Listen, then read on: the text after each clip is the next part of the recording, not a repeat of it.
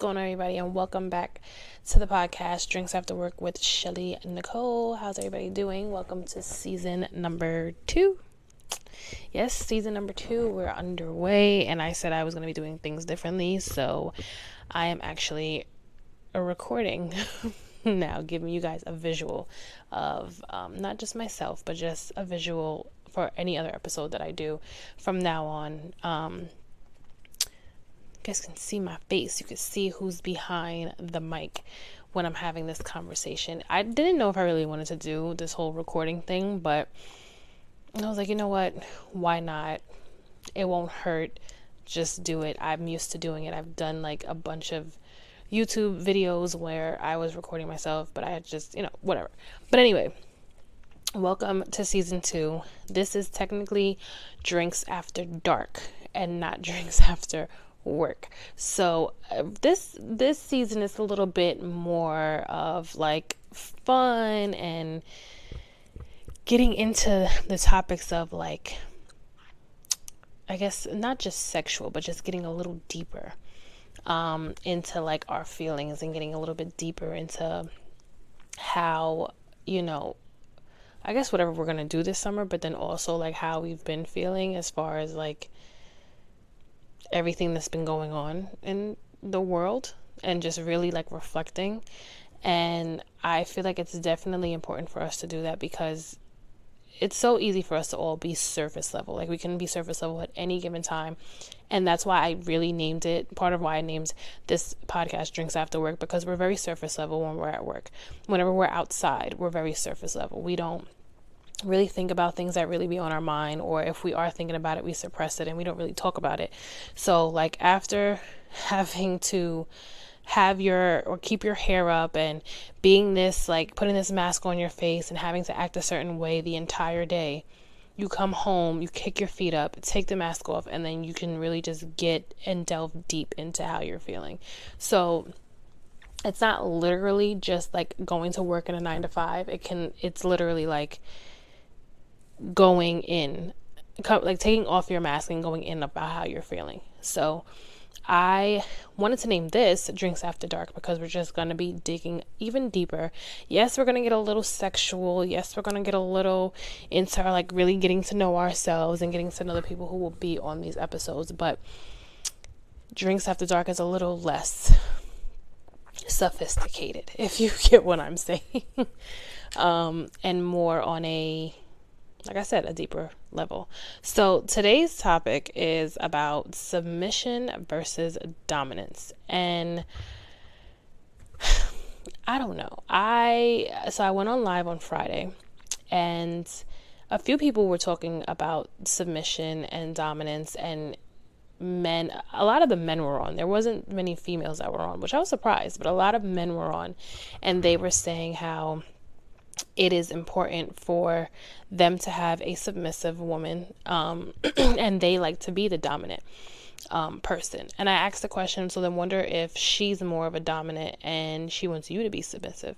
And a lot of guys wasn't really feeling that. So I wanted to really like delve into that. Like, okay, what do you consider submission? What do you consider dominance? Because everybody has a different idea. Everyone has a different thought process. Some people think that like being submissive means that like you're allowing somebody to control you. Being submissive is not having a voice. Being submissive means you can't speak about exactly how you feel at that given moment. You have to be told. It's kind of like you have to raise your hand to speak type of thing. And then some people perceive dominance as the controller, the ruler, the person who's going to tell you what to do. And in some aspects it is, but in some situations that's really not the case. Being submissive is like, I guess in a sense, surrendering to what your partner is asking you to do, putting your input when it's needed, allowing your partner to basically take control in an uncontrolling way, if that makes sense. Like they're the, I don't want to say they're the boss, but like they're the ones that make the final decision after they've talked to you.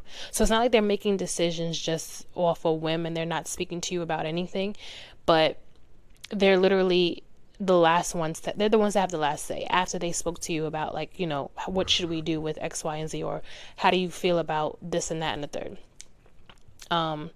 That's where I see the difference between submission and dominance. But again, other people see it in plenty of different ways. So I had to definitely, me, I always look it up. I always look for my receipts. You're not about to say that I'm talking out of the side of my ass. So I always make sure that I look to see what it is that I'm saying. So according to Google, dominant partners often take the lead in decision making, while submissive partners provide support and input, like I just said. Right? The submissive equates love with over caring, while the dominant equates love with power and the ability to control. I don't know, that word power is like just it scratched me the wrong way, because it's like the ability to control a situation. And some people, listen, I'll speak for myself. I'm a submissive person. Like I mentioned this, if you were on the live on Friday, I mentioned this. I've always been very submissive. I've been dominant in areas where, like, it came to having to, I guess, like, plan dates. If that's dominant, like taking control of the date, that's dominant. Shit, it is. All the work I did. That's where I was really dominant, and that's where my force was, where I just planned everything and I was in control of where we're going, where we're, when we're going to do this, when we're going to do that. And the guys were mostly submissive, and you would never tell them that, or you couldn't never tell them that, because they'll be like, I'm not submitting to anything, I'm still the guy. But if we're talking about roles here, in my perspective, roles, a man who's dominant is going to take over in every area. And like Google said, and like I said, I will then put my input about what works right for us at the time and what doesn't. And I feel like a lot of people have a problem with doing that. Like, I feel like a lot of women too now also have an issue with being submissive, because we're so used to having to be dominant. Like, we don't know how to just turn it off. And that's why in I think it was episode 4, when I did the soft woman's era, where I said this go around, even in my dating life, but just in every area, I'm being way more submissive than I've ever been before. Like I said, I've been I like to be submissive, but I'm just like submitting to everything, and especially submitting to God in situations that I can't control. Like, He wants you to submit to Him. God just always wants you to just be like, hello, hi, I'm trying to help you, but you just keep, going about doing what it is you want to do. But I'm trying to tell you, that's not what I want you to do. That's not my plan for you. But you keep, go ahead. And when you're ready, I'm here. But I feel like I am very much so when it comes to relationships. I feel like I'm not going to be the person to constantly plan dates. I need to see you be consistent.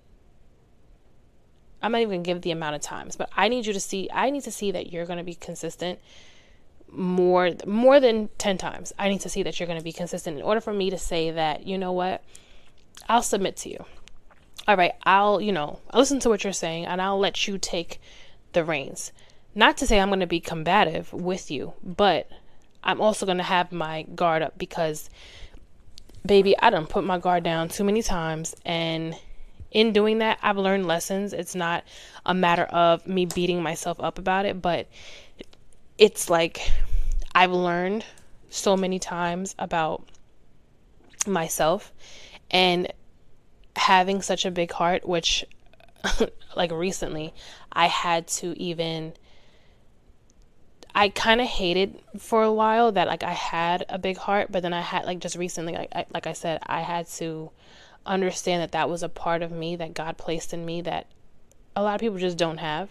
And that's what makes me me, and that's what makes a lot of people attracted to me, friends, relationship, family, that as to why they can talk to me in the ways that they can talk to me, because I have such a big heart and because I'm so open to hearing and listening to what everyone is feeling.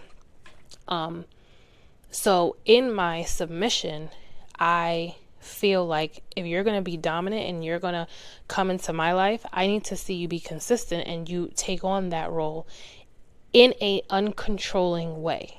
Because I've been in a controlling relationship, and when I tell you this shit is not fun, it is not fun at all. Like, we literally went back and forth with each other constantly. And it was so like, he was so upset at the fact that I even had male friends. Like, he was so mad that I actually had people who fucked with me. Like, they were just cool. Like, we were just cool. I had no intention of being with anybody else. I was in a relationship. I understood that. But he was so insecure, and he was just so, like, in himself about this, needing to be in control. How or why he was like that, I really don't know. But I just told myself, like, I would never put myself in that situation again. And whenever I saw it happening, oh yeah, I gotta go. We're not doing this. So to be dominant, I think also a lot of men like to be dominant. I think women, like I said, we have to be dominant because of the lack of dominance that we see in men nowadays, especially when it comes to dating. And before any of you men get all in your panties, when we say the lack of dominance, it's like, for me, I feel like women have always been the ones we were the ones that were being chased. You were the chaser, we were being chased. You were always the ones to come to us to let us know, hey, I'm interested in you, I want to talk to you, where can this go? And then showing that, hey, this is actually what I can provide and what I can do for you as a man, because I have this in order, I have that in order, I can do this for you, I can do that for you, right? But I can also be your safe place. I can also be soft with you. I can also be vulnerable with you. I can take over decision making. I can lead by example. I can just lead, period. I can be a gentleman. Chivalry is not dead. I can open the door for you. I can pick up, certain things that you need me to do.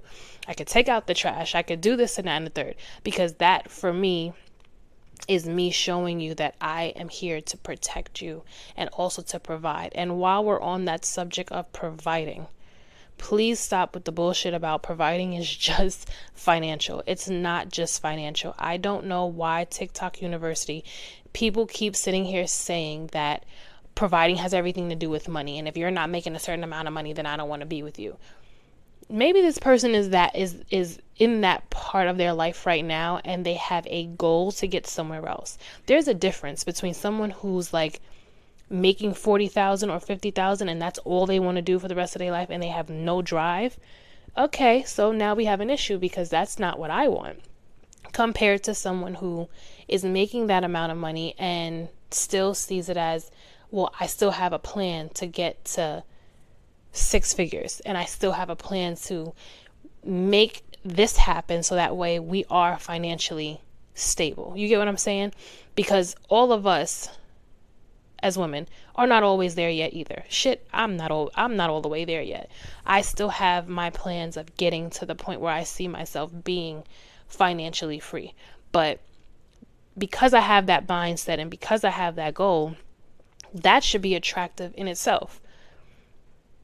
I feel like a lot of women now want men to just have it while they don't have shit. And women who do have it, they're not showing compassion to the men who have maybe less and have a dream. Because as long as they're executing the dream, baby, let's go. Come on, let's get to it. Because I have a dream too, and we're gonna get this Dr. Martin Luther King dream going. Okay, we're not gonna just sit on our asses and not do nothing. I think that's the difference. So that being a part of going back to what we were originally talking about, being dominant and showing that as a man you can do and have the ability to do all of these things that a man has always been doing. I mean, if you think back to like those past times, and I know people like to get all up in their, emotions about that too, like, oh well, this isn't the past, times are different, everything is more expensive. Absolutely, everything is more expensive. Yes, absolutely, everything has changed, but where did the qualifications of a man change, if that makes sense? And I'm really asking this question because I really want to know what men think. I should have thought about this when I was live on Friday. That would have made perfect sense, right? Where did the quality of a man change? And when did it change? And why has it changed? Because it has gotten so hard. Well, it's hard on us too as women. Like it's not just you that life and society is affecting. It's affecting us too. And I feel like a lot more women are having to step, like I said, into this dominant role because we just keep pushing and we just keep going and we keep going, and we are learning also to, like I said, be more submissive to God, because I find a lot of women now who I'm friends with, and even people who I just know, are very much so getting into their spiritual journey and having God lead us in the right direction instead of just doing what society or doing what is popular at the moment. And then also reinventing ourselves. It doesn't matter how many times, I'll be here all day if I tell you the amount of things that I had tried to do in like the last 10 years of doing lashes, of selling lip glosses, of doing the makeup, of doing this. I had so many ideas that I myself didn't even I didn't give it enough time, but I also just wasn't really intrigued and into it as much as I am intrigued and interested and find passion into doing this podcast. And it was always sitting on my mind. Like, it's been sitting on my mind for years, and I just never really executed it the way that I should have, as much as I'm doing it now. But I think that everyone has the opportunity to reinvent themselves. Just because it didn't work out with this one thing, there's something else that is being downloaded in your mind that Jesus is telling you, like, this is what I want you to do, and keeps giving you that message, like, do this, do that, do this, do that, do this, do that, like, and constantly reminding you, like, you want that clothing brand line, then do it. I keep putting that vision in your mind. I keep adding more to that vision for a reason. You want to open that detailing company for cars. You like cars. You like to see how good they look when they're clean. You like to have people feel satisfied when they're sitting. I love a clean car. My car right now is not clean, but we're not talking about that right now. But I love a clean car. So if that's something that you want to do, and it keeps being downloaded in your mind, and God keeps giving you that vision, then that's him telling you, that's where I want you to go. Go that way. Not that way. Go this way. And it's hard. It really is hard. Like, I'm not going to sit here and say that it's not. Because, like I said, I've reinvented myself a million times. I think I have 20 logos at this point about all the things that I have been doing. And my brother will tell you, like, bro, if you don't just pick one thing and stick to it and just see it through, stop just like, and I know it. I always did. I always knew it. But I didn't really have that passion in it. Like I said, like I have for this. And like I have also for making my digital planners and my journals and my the ebooks. I don't know why I was thinking about something else, but I actually have a passion for it. I like creating, and to see it come to life, it's just like, ooh, that's really nice. Like, I should have done that time, or this would be good for me to add this, or how about I should do this. Like, I always have that creative mindset. So I feel like, and again, going back to what we were originally saying, women have had to step into this dominant phase or this dominant area in our life because we're lacking men who have it. And it's not that it's not obtainable, because it can be, but a lot of the times I feel like men just don't, some men, not all, some men just don't know where to start. And they're relying on society to tell them and to give them the answers. And sometimes in this society, you're not going to get that. You have to surround yourself with people who are just like you, that think the same way as you do, that want the same things as you do, and listen to other podcasts that give you the same type of mindset, that give you that same type of, feeling. So that's my take as far as like submission and dominance, as far as I guess the inner being. Now when it comes to sex, listen, mom, dad, close your ears. I don't even know, she's probably not going to listen to this one. She probably won't. But I'm very much so submitting. I'm submitting to my man. I just am. I am. I have always been that way. And it's not, and people think too, when you're like a submissive person, I don't know why I can never say this word, a submissive person in the bedroom, that means like you're just laying there and you're just like boring. No, baby. Submission don't mean boring. It just means, yes, pull the hair. Yes. Tell me what you want me to do. Like, let me know what it is you like to do. But I also know some women who are very, very dominant, and they like I didn't even know what pegging was until I actually I had to look it up. Like, a friend of mine mentioned it, and I was just like, what the fuck is that? What's pegging? And I looked it up, and I was like, oh, okay. And there are guys who actually like it. Like, if you're not that guy, that's cool. But there are men who actually like it. Just like how some people say, like, men like to... Some men like to be touched in their butthole, but some men don't, and they lie and say that they don't, but they really do.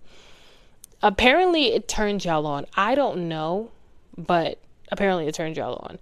I don't know if I'm gonna do that. Yeah, I don't know. I don't know if I want to touch your butt.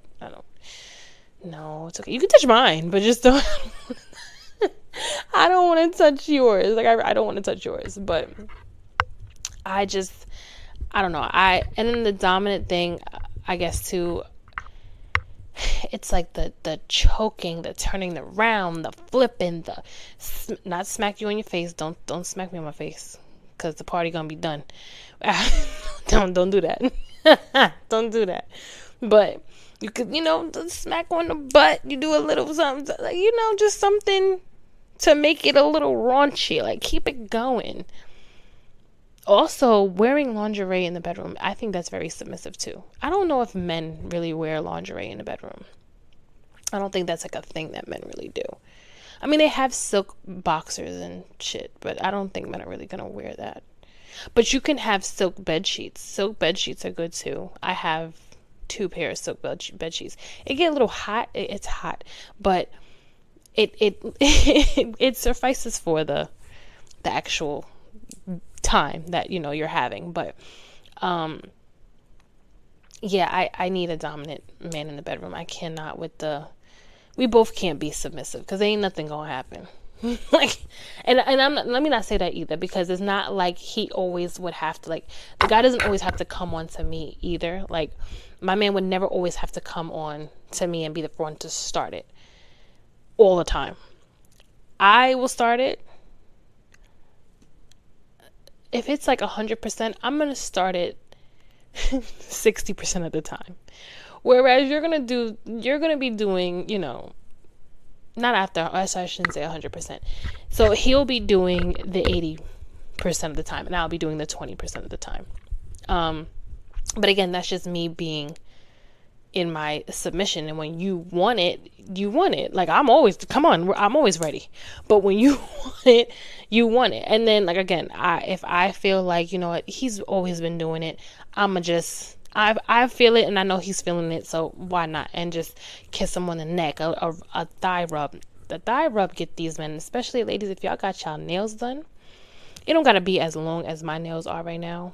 I mean, they're really not that long. I used to get my nails longer than this, but like the scratch, like the gentle scratch on their back, I do it so often now that, like, even at work, if I'm trying to say like, excuse me, or I walk past somebody, or I'm trying to get like someone's attention to like move down, I like do the very subtle scratch. So I did it one time. I did it one time to this passenger, and it wasn't just for it wasn't just for, I didn't even know what the man looked like. He ended up turning around. He was very fine, but it wasn't even that. I was just telling him to move down. And he wasn't hearing me because he was talking to his friend. So I scratched his back, and he did like one of these like shakes, like, ooh. I was like, I'm sorry. He was like, no. He got up, like, not upset, but he was just like, girl, don't do that again. I'm just like, I'm sorry, I didn't mean to. It's a natural reaction. Like, even if I hug someone and I have my nails on, I do like a little scratch. And I've always told, like, stop doing that, but I can't help it. But see, that's something that I would do to my man. Like, I'm very much so a touchy person. So I would touch on my guy. I would let him know, like, you're loved, I'm affectionate, all of it. So just because a woman is submissive, I'm going to get this word right. I'm telling y'all, just because a woman is submissive does not mean she's boring. She's very affectionate still. She's very in tune with you. Now, if you don't got an in tune submissive woman, then she's just boring. Right? If you're always having to do the work and she's not doing nothing, then you're just with someone who's boring. I'm sorry, baby. You just got to get rid of the person. And the same thing goes for the girl. If you feel like you're the dominant one and you don't mind being dominant, but you're not getting anything from him, well, girl, either talk about it with him and see what you could do. I feel like I feel like when it comes to like sex, especially when it comes to submission and dominance, that conversation has to happen. Like, so how are you? Like, what role do you play in the relationship, but also in the bedroom? Because it could be two different things. Like, in a relationship, you could be very much so dominant, but in the bedroom, you're submissive, and then vice versa. So I guess it like really just depends on who the person is. But I mean, I feel like I'm a bit of both though, because I can be dominant outside of the bedroom. Like, when things have to get done, I'm putting on that hat, pants up, let's go. Like, what we doing? But the bedroom, yes, I'm very much so like, no, it's okay. What do you want to do? Like, okay, I'm here. Let's go. And if you're and if you're not like that, I feel like, and when I say not like that, I mean like if you're boring, then maybe you have to be like more in tune with yourself. And I don't mean to say the word boring, but I mean to say the word boring, yes, because you have to get in tune with yourself. Maybe you just don't know. I feel like that also happens too when you don't have experience. Like, if you have been dating the person that you've been dating with your entire life, and you've never not one had like a break to like see what you like, what else is out there, I don't think you also would know. Like you don't have the experience to know what it is you like, because you never really got the opportunity to do it. You get what I'm saying? So I don't know. That's just my spiel of it when it comes to the bedroom and being submissive and being dominant. But yes, guys, that was our episode. I am keeping these episodes trying to stay under 30 minutes. We're going to try to stay under 30 minutes, depending on the topic, because there really isn't but so much that you could talk about being submissive and dominant. But again, I mean, they can be, but just not as much in depth as possible. But there will be a round table for every topic that I do. I just knew that like it was just the time wasn't right or whatever, and I was trying to like figure out what day to do it. So I just automatically was like, you know what, let me just do it the first week of June or the second week of June. So, but the roundtable will come up and we'll have other people up here to give their opinions as what they like, submissive or submission or dominance. And if you want to comment under the description. Make sure you guys leave your comments and your likes. Let me know. What do you consider submissive? What do you consider dominant? Do you feel like your partner has to be the opposite of you? There's people who actually like, if you're submissive, they want a submissive person, and they don't like the whole dominant thing because they just cannot stand the word control or power. So there are people who are actually like that. And if that's you, I understand. I get it. But let me know. Leave a comment. Make sure you like this. Make sure you share it as well. And we're back for season 2. I'm excited. I cannot wait to see you guys. I cannot wait to hear from you guys. Tune into the lives. There will be on Friday at 8 p.m. I did say Friday because at first I was like, maybe I should do it on a Thursday night. But I think I'm going to keep it on Friday nights. If anything changes, obviously, go on the Instagram, Drinks After Work with Shelly or _Shelly.